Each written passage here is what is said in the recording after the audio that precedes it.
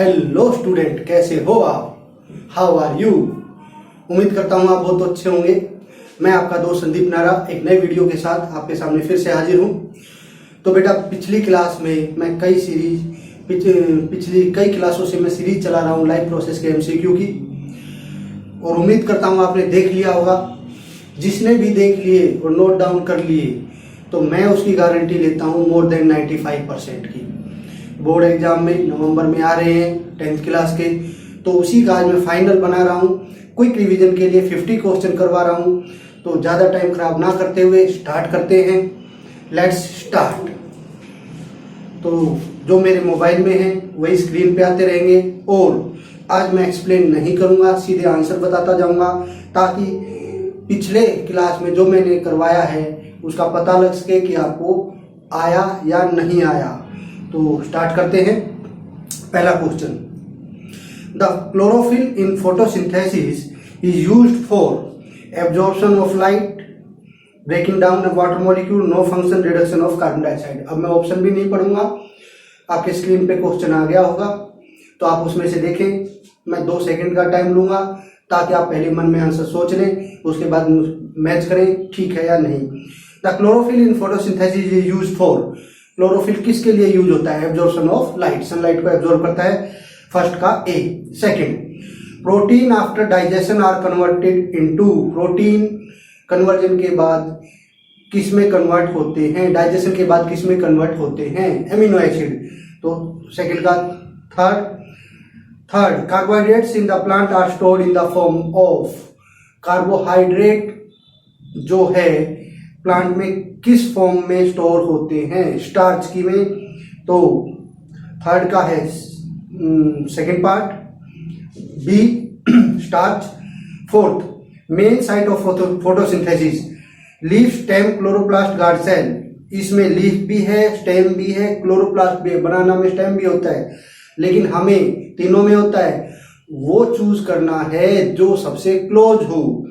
तो सबसे close chloroplast, chlorophyll के अंदर क्लोरोप्लास्ट है तो सबसे क्लोज होगा, तो सी पार्ट। फोर्थ का C. Fifth, the small pore present on the leaf surface, screen पे देखें, small pores present on the leaf of a on the surface of a leaf. सबको पता है छोटे छोटे पोर क्या होते हैं? Stomata. Question number 6, photosynthesis is, कौन सी है इनमें से? क्वेश्चन देखें, आई थिंक आपके ब्रेन में आ गया होगा। तो fourth part, photochemical process. Question number 7, opening and closing of pore is a function performed bye, opening और क्लोजिंग पोर्स कौन कंट्रोल करता है? देखें ऑप्शन, तो इसका आंसर है फोर्थ। मैं 2-3 सेकंड दे रहा हूं ताकि आप ब्रेन में सोच लें, इसलिए मैं चुप हो जाता हूं। Question number 8, which element is used in the synthesis of protein, protein के सिंथेसिस में कौन यूज होता है? Hydrogen, oxygen, nitrogen, carbon dioxide. जो प्रोटीन का स्मॉलेस्ट रूप है वो नाइट्रोजन है, नाइट्रोजन से प्रोटीन बनता है। तो नाइट्रोजन फिक्सेशन जो दाल में होता है वो इसी के कारण से होता है।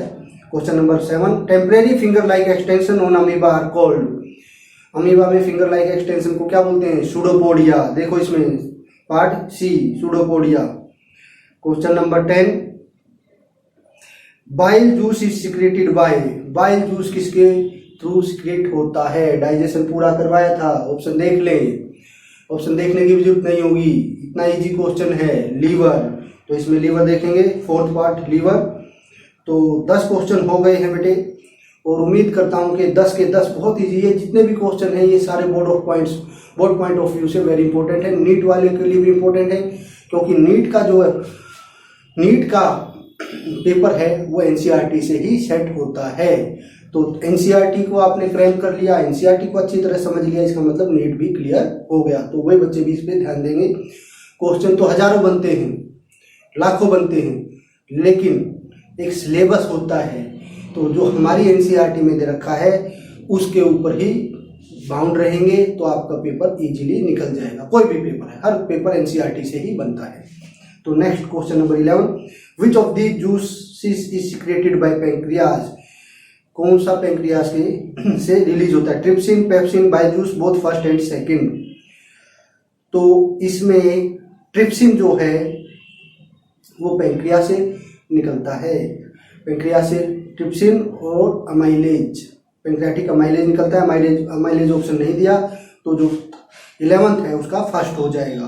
Question number 12, lipase acts on. Lipase एक तरह से आपके फैट ही होते हैं, तो लिपेज किस पे काम करेगा? फैट पे काम करेगा। क्वेश्चन नंबर 12 का second, fat. Respiratory pigment in human body is. Respiratory pigment क्या है? मैंने ऑलरेडी बताया था, देख ले। तो रेस्पिरेटरी जो पिगमेंट है वो हीमोग्लोबिन है, तो इसमें ऑप्शन होगा 4th। Question number 14, blood consist of what fluid medium. Blood के अंदर कौन सा फ्लूइड होता है? Lymph, platelets, plasma, all of these.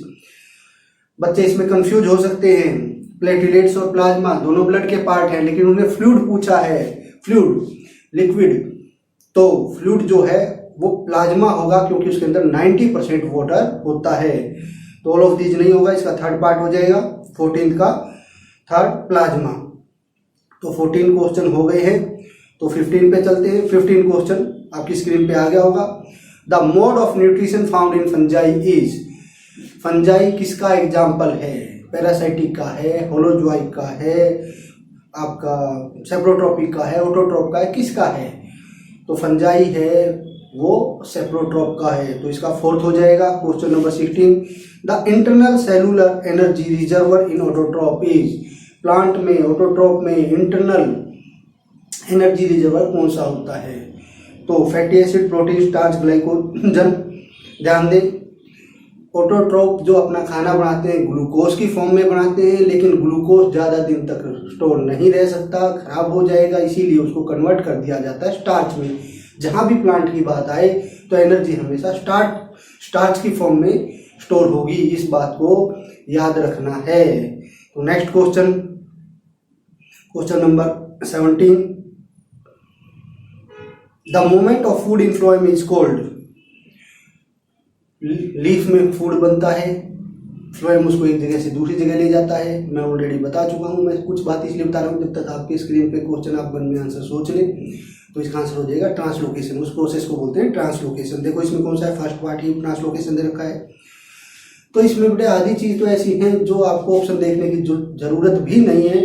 No need to see the options, you can recall direct option, you have to find out which one is correct. For example, question number 17, the moment of food in the phloem is cold. तो आपके brain में quick आ जाना चाहिए translocation, फिर इसमें find करना है translocation कौन से ऑप्शन पे दे रखा है। सिंपल सा है, तो बहुत इजी क्वेश्चन है। अगर आपने मेरी पिछली वीडियो देखे होंगे तो सारे उन्हीं में से हैं, क्योंकि एनसीईआरटी पे हम फिक्स हैं, एनसीईआरटी से बाहर क्वेश्चन नहीं बना रहे। Question number 18, the enzymes responsible for the digestion of protein in the small intestine is। Small intestine में प्रोटीन को कौन सा एंजाइम्स डाइजेस्ट करता है? ट्रिप्सिन। स्टमक के में कौन करता है? पेप्सिन। मैंने आपको याद करवाया था, जहां सिन लग जाए याद करने का तरीका, पेप्सिन, ट्रिप्सिन, ये हमेशा प्रोटीन को तोड़ते हैं। प्रोटीन का स्मॉलेस्ट ग्रुप कौन सा है? Amino acid. एमिनो एसिड किस चीज से बना होता है? नाइट्रोजन से। सारे क्वेश्चन निकल जाएंगे, तो इसका हो जाएगा trypsin. Question number 19, opening and closing of pore is a function performed by. Pores को कौन कंट्रोल करता है? Opening and closing, guard cell. तो इसमें देखें कहाँ है guard cell? B part, guard cell. Question number 20, a large quantity of one of the following is removed from our body by lungs. Lungs किसको रिमूव करता है? देखिए, कार्बन डाइऑक्साइड और वाटर। कार्बन डाइऑक्साइड तो है लेकिन वाटर नहीं होता। अमोनिया नहीं, FLO ओनली नहीं, कार्बन डाइऑक्साइड ओनली। ऑक्सीजन जाती है और कार्बन डाइऑक्साइड बाहर आती है, तो इसका आंसर हो जाएगा 4th, carbon dioxide. Question number 21, protein after digestion are converted into. अभी बताया था मैंने जस्ट ए मोमेंट बिफोर, तो इसका आंसर हो जाएगा एमिनो एसिड। प्रोटीन का स्मॉलेस्ट ग्रुप क्या है? Amino acid. Question number 22, bile juice is secreted by. Bile juice, इसे शायद पहले भी आया था ये। बाइल जूस को कौन सिक्रेट करता है? आपको पता होना चाहिए, बहुत इजी है। डाइजेशन अगर पढ़ा है तो बाइल जूस किससे निकलता है? लीवर से। और ध्यान रहे कहाँ स्टोर होता है? गोल ब्लैडर में। मैंने बताया था कि स्टोन, प्रैक्टिकल में बताया था मैंने, गोल ब्लैडर में स्टोन भी, पथरी भी हो जाती है, किडनी में भी होती है, 2 जगह होती है। तो question number 23, the part of the digestive system where no digestion take place is, digestion में कौन सा ऐसा पार्ट है जहाँ पे डाइजेशन नहीं होता? माउथ में सलाइवा माइलेज निकलता है, ईसोफेगस में कोई एंजाइम्स नहीं निकलता है और वहाँ पे कोई डाइजेशन नहीं होता। तो इसमें आंसर ए हो जाएगा, oesophagus. Question number 24, which plant tissue transport water and mineral from roots to the leaf, mineral और वाटर को कौन रूट से लीफ तक ले जाता है? कौन सा एलिमेंट ले जाता है? कंडक्टिंग टिश्यू बोलते हैं, जाइलम। सॉलिड को, फूड को कौन ले जाएगा? फ्लोएम। लिक्विड को कौन ले जाएगा? जाइलम। क्वेश्चन 24 हो गया है। क्वेश्चन 25 पे आते हैं। 25 स्क्रीन पे आ गया होगा। Which of the following equation is the summary of photosynthesis, photosynthesis की इक्वेशन कौन सी है? तो मैं 5 सेकंड दे रहा हूं आपको, देखो कौन सी है। तो फर्स्ट में कार्बन डाइऑक्साइड भी है, वाटर भी है, क्लोरोफिल भी है, सनलाइट भी है, ठीक है। लेकिन प्रोडक्ट में कार्बन डाइऑक्साइड ही निकल रही है, कार्बन डाइऑक्साइड ले रहा है और कार्बन डाइऑक्साइड निकल रही है।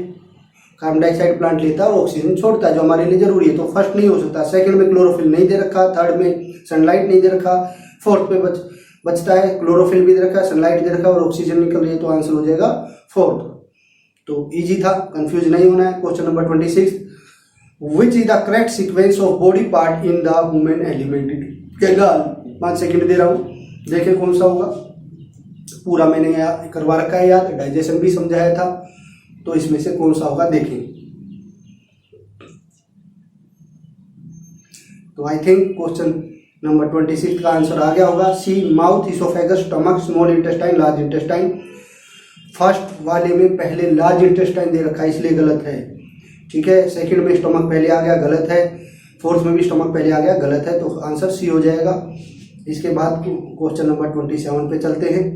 Question number 27, which blood corpuscles destroy bacteria, कौन सा ब्लड जो है, ब्लड के elements WBC, RBC, blood platelets, all of these bacteria को फिनिश करते हैं। फॉरेन बॉडी से कौन बचाता है? WBC। इम्यून सिस्टम कौन डेवलप करता है? WBC। तो इसका आंसर हो जाएगा WBC। Question number 28, main function of haemoglobin is, haemoglobin का मेन फंक्शन क्या है?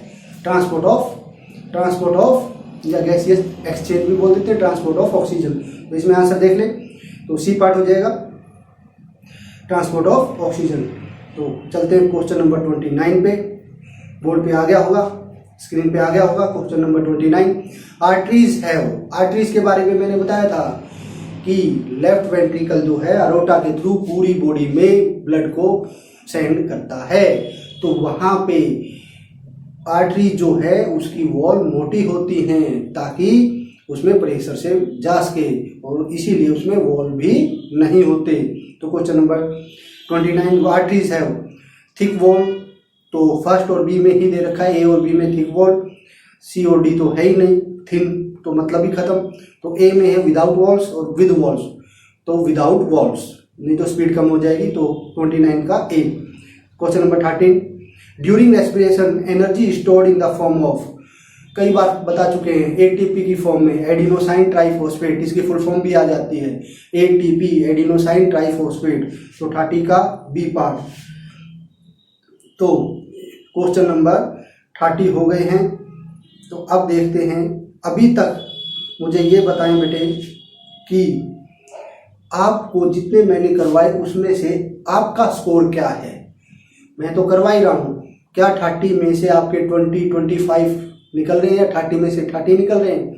उसी से अंदाजा हो जाएगा, हम प्रिडिक्ट कर सकते हैं how much marks you will get in your board exam, how many marks you will get in your board exam, कितने नंबर आपके आएंगे।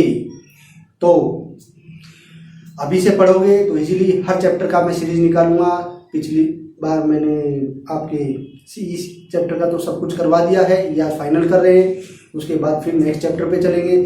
साइड बाय साइड मैं आपको थ्योरी भी करवाता रहूँगा, अगर आप देखोगे तो ये सारे क्वेश्चन इनमें से निकल जाएंगे। क्वेश्चन नंबर 31 पे चलते हैं। Access glucose is stored in the body in the form of, हमारी बॉडी में, प्लांट का नाम नहीं लिया, एक्सेस ग्लूकोज किस फॉर्म में, अगर बात करें प्लांट की तो स्टार्च में, और हमारे में ग्लाइकोजन। तो आंसर क्या हो जाएगा ए। याद रखना प्लांट में किस फॉर्म में होगा, स्टार्च में, और हमारे अंदर किस फॉर्म में होगा, ग्लाइकोजन की फॉर्म में glucose, A. Question number 32, trypsin enzymes is found in, trypsin कहाँ मिलता है, ट्रिप्सिन कहाँ मिलता है, गैस्ट्रिक जूस में, बाइल जूस, पैंक्रियाज, तो और स्मॉल इंटेस्टाइन, इसमें डी पार्ट दिख नहीं रहा है तो स्मॉल इंटेस्टाइन में हो जाएगा। एक बार क्वेश्चन को दोबारा देख ले कि आपको इसका एक ऑप्शन छिपा हुआ है, ठीक है। तो इसके बाद आते हैं 33 पे, glycolysis take place in, glycolysis कहाँ होता है, तो इसका आंसर भी इसमें अलग ही दे रखा है। ग्लाइकोलाइसिस कहाँ होता है, साइटोप्लाज्म में, मैं आपको ऑलरेडी बता चुका हूँ, माइटोकॉन्ड्रिया में भी होता है लेकिन साइटोप्लाज्म में मेजर में होता है। Question number 34, which of the following substance is force during anaerobic respiration, ये फोर्स की जगह डेवलप्ड होना चाहिए या फॉर्म्ड होना चाहिए। Which of the following substance is form during anaerobic respiration, anaerobic respiration में कौन सा बनता है, कई बार हो चुका है ये क्वेश्चन। एनारोबिक में दो ही बनते हैं, या तो लैक्टिक एसिड या एनारोबिक रेस्पिरेशन में इनमें से कौन सा बनता है, लैक्टिक एसिड या इथेनॉल। इसमें इथेनॉल नहीं दे रखा, इथेनॉल को इथाइल अल्कोहल भी बोलते हैं, तो 34 का ए हो जाएगा। Question number 35, in plants respiration take place, plant में रेस्पिरेशन कहाँ किस टाइम होता है, ड्यूरिंग डे होता है, ड्यूरिंग नाइट होता है। तो अब आपके कोर्स से हटा दिया, पहले हम light and dark reaction both करवाते थे, तो इसमें आंसर देखें during the day and night, answer भी दे रखा है D part. Question number 36, during respiration in human body, human body में रेस्पिरेशन के समय क्या होता है, न्यू सेल्स फॉर्म होते हैं, ग्लूकोज ऑक्सीडाइज होता है, प्रोटीन फॉर्म होता है, ग्लूकोज फॉर्म होता है। जब भी रेस्पिरेशन होगा, रेस्पिरेशन का मतलब ये है कि आपका डाइजेशन भी उसके साथ साथ चलेगा, breathing as well as burning of food, ये उसकी डेफिनेशन है। तो डाइजेशन होगा तो उसमें ग्लूकोज ऑक्सीडाइज भी होगा, फॉर्म तो बाद में होगा, स्टोर तो बाद में होगा, सबसे पहले ग्लूकोज ऑक्सीडाइज होगा, जो आपने खाना खाया है वो डाइजेस्ट होगा, उसमें से एनर्जी निकलेगी, ग्लूकोज ऑक्सीडाइज होगा। तो उम्मीद करता हूँ 36 क्वेश्चन आपको क्लियर हो गए होंगे। Question number 37, during aerobic respiration 1 molecule of glucose produce, aerobic respiration में कितने मॉलिक्यूल प्रोड्यूस होते हैं, 38 मॉलिक्यूल। सिंपल सा है, कई बार बता चुके हैं, डिफरेंस में भी रेस्पिरेशन और ब्रीथिंग के डिफरेंस में भी बताए थे उसमें, और ब्रीथिंग में ओनली 2 मॉलिक्यूल, इसमें 38 molecules. Question number 38, translocation of food takes place by, किसके थ्रू होता है, ट्रांसलोकेशन मतलब फूड का ट्रांसपोर्ट करना, फ्लोएम के थ्रू। क्वेश्चन नंबर 38 का जो है वो हो जाएगा बी पार्ट। क्वेश्चन नंबर 39 पे चलते हैं, food is translocated bye phloem in the form of, किस फॉर्म में होता है, मैंने आपको शुगर की फॉर्म में बताया था, लेकिन इसमें शुगर ऑप्शन नहीं दे रखा, लेकिन आपको इजीली निकल जाएगा, सुक्रोज, प्रोटीन, हार्मोन, फैट्स। सो सुक्रोज जो है वो शुगर का ही फॉर्म होता है, तो ए पार्ट हो जाएगा sucrose. 39। Question number 40, blood pressure is measured by thermometer, temperature नापते हैं, बैरोमीटर, गैल्वेनोमीटर, स्पाइग्नोमीटर, तो इसका आंसर हो जाएगा स्पाइग्नोमीटर। क्वेश्चन नंबर 40 का हो जाएगा D part. I think 40 question आपके इजीली हो गए होंगे। तो 41 पे चलते हैं, urea is produced from ammonia in the body of man in, ये क्वेश्चन बच्चे कंफ्यूज होते हैं, टीचर इसको क्लियर नहीं करते हैं। वो कहते हैं यूरिया फिल्टर कहाँ होता है, यूरिया फिल्टर हमेशा कहाँ होगा, किडनी में, लेकिन urea is produce from ammonia in the body of a man, ammonia से बनेगा कहाँ, वो बनेगा लीवर में, ये याद रखना।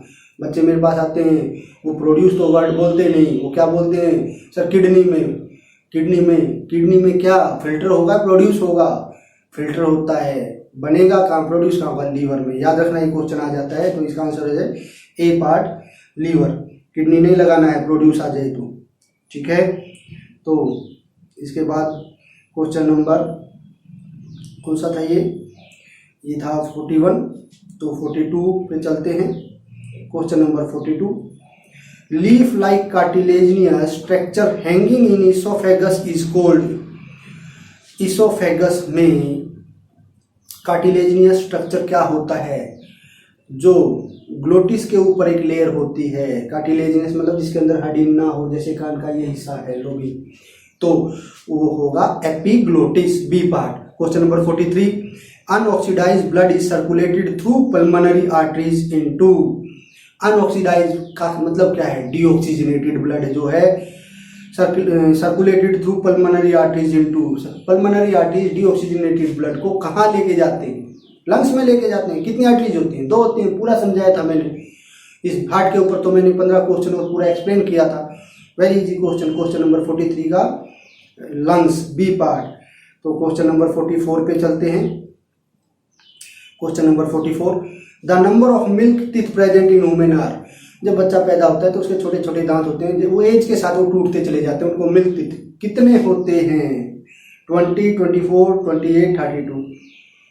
32, 28 तो हो नहीं सकते, पूरा में जो एडोलेंस एज में होते हैं 20, 24 में से है, तो इसका आंसर होगा 20 ही होते हैं। वो सारे टूटते हैं एज के साथ और नए आते चले जाते हैं।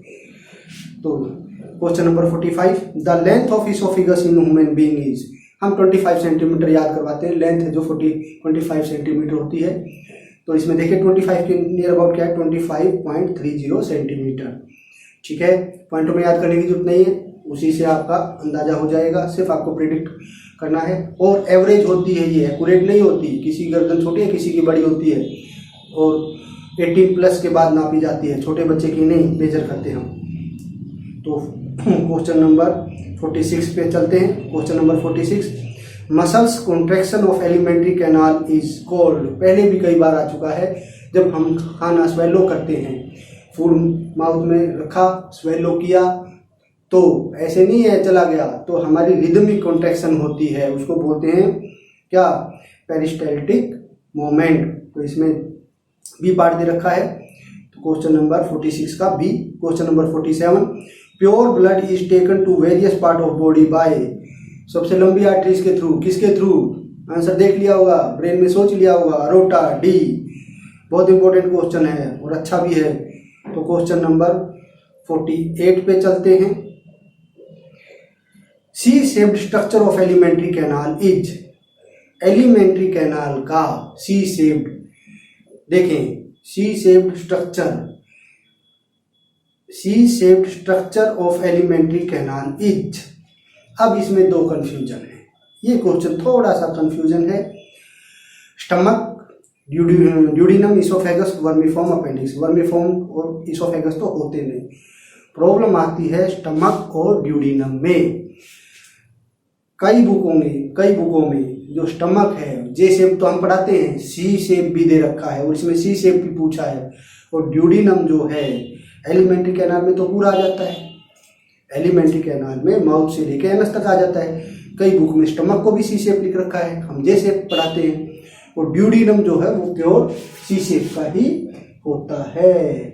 इस तरह मुड़ जाएगा, तो स्टमक और ड्यूडिनम दोनों आंसर हो सकते हैं, लेकिन ज़्यादा क्लोज कौन सा है? ड्यूडिनम। बिल्कुल क्लियर दिख जाएगा ड्यूडिनम। तो अकॉर्डिंग टू मी ड्यूडिनम जो है वो क्या होगा? इसका आंसर होगा बी। क्वेश्चन नंबर, आपके टीचर हो सकता है स्टमक भी करवाएं, तो मैं उस पर कोई फिंगर रेज नहीं करूंगा, दोनों ही आंसर हो सकते हैं। मेरे अकॉर्डिंग ड्यूडिनम ज़्यादा सुटेबल है। देखो बेटे, कई बार क्या होता है, एक ही क्वेश्चन के 2 आंसर हो सकते हैं, फिर आपके सेंस ऑफ ह्यूमर पे डिपेंड करेगा आप कौन सा लगाते हैं।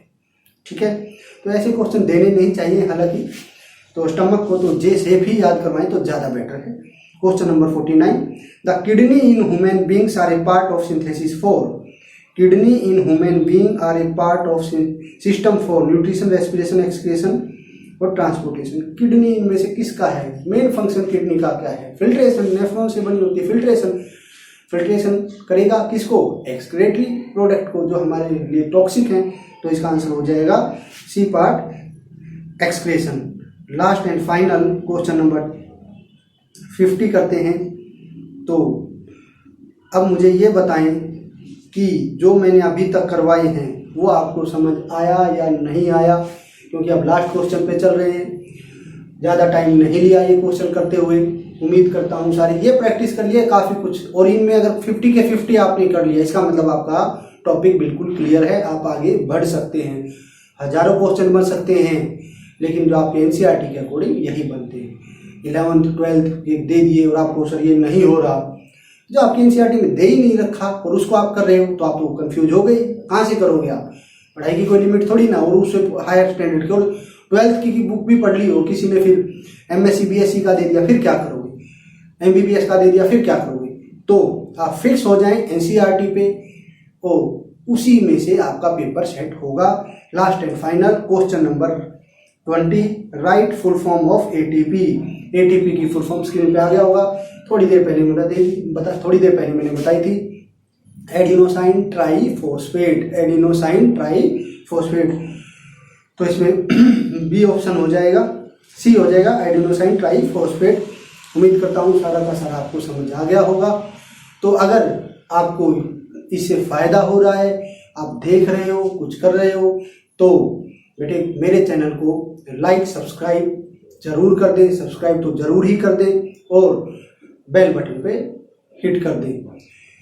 ये क्वेश्चन हो गए, अगर 50 के 50, अगर 2 क्वेश्चन की हम डिस्काउंट दे देते हैं, 48 47 तक आप खुद निकाल लेते हो, इसका मतलब ये चैप्टर आपका तैयार है, इसमें आपको कोई प्रॉब्लम नहीं। अगर पसंद आए तो कमेंट जरूर डाल देना, जो भी आपका मन करे। ना पसंद आए तो भी डाल देना कि सर ये हमें कंफ्यूजन है या ये चीज़ हमें अच्छी नहीं लगी, और लाइक बटन पे जरूर दबा दें ताकि मुझे पता लग जाए कि आपने देखा भी है। कमेंट करेंगे तो और क्लियर हो जाएगा कि बच्चों को मेरा पढ़ाया हुआ समझ आ रहा है या नहीं आ रहा है। ठीक है, अगर कोई नए सिरे से बिल्कुल शुरू से देख रहा है तो उसको कंफ्यूजन हो सकती है, पीछे के टॉपिक क्लियर नहीं है तो पीछे के जाके पहले देख ले, और नहीं बिल्कुल एग्जाम से पहले देखेगा तो इनको रट ले, तो भी आपका बेड़ा पार हो जाएगा। ठीक है, लेकिन मैं कभी रटने के लिए नहीं बोलता, अंडरस्टैंड करोगे। बायोलॉजी की टेक्निकल टर्म तो याद करनी ही पड़ेंगी, उसके अलावा ऑप्शन नहीं है। पूरा मत रटो, सिर्फ टेक्निकल आप याद कर सकते हो। तो उम्मीद करता हूँ आपको मेरा ये कंटेंट पसंद आया होगा। Have a nice day. जय हिंद।